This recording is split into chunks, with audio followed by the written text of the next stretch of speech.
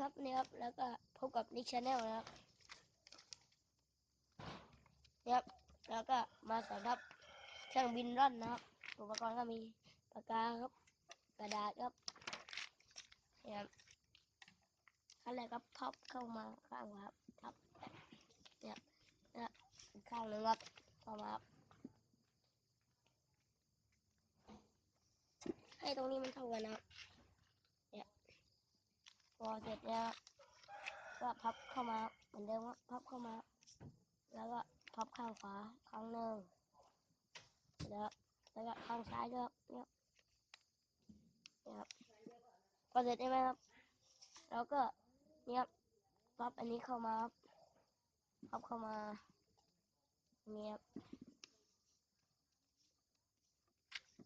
ครับช่วงนี้หนาวลมค่อนข้างมากเลยครับ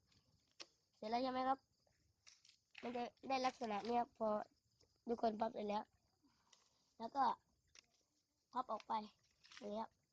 ทำเป็นปีกมานะครับเนี่ยแล้วก็รีดเลยครับแล้วก็หันอีกข้างหนึ่งครับแล้วก็ทำเหมือนเมื่อกี้ครับให้มันเท่ากันนะครับต้องให้ปีกเท่ากันถ้าไม่เท่านี้มันจะไม่สมดุลกันนะครับมันจะเอียงครับพอเสร็จแล้วใช่ไหมครับปากกาไว้ทำอะไรเหรอนี่ครับคนทำตามผมนะครับตั้งครับแล้วก็ม้วนครับม้วนปีกครับม้วนเข้ามามากๆครับไอ้เจ็บ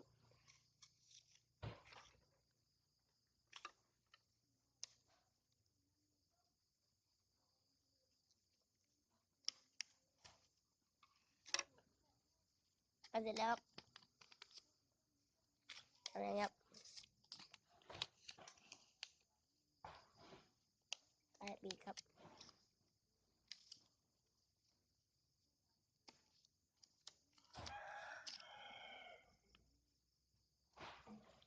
เครื่องบินร่อน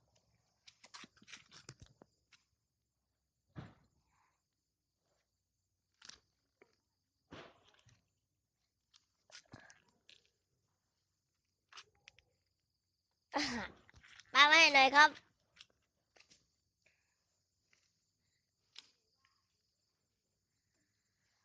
โอ้ชนบ้านเลยครับสุดยอดครับสุดยอดครับ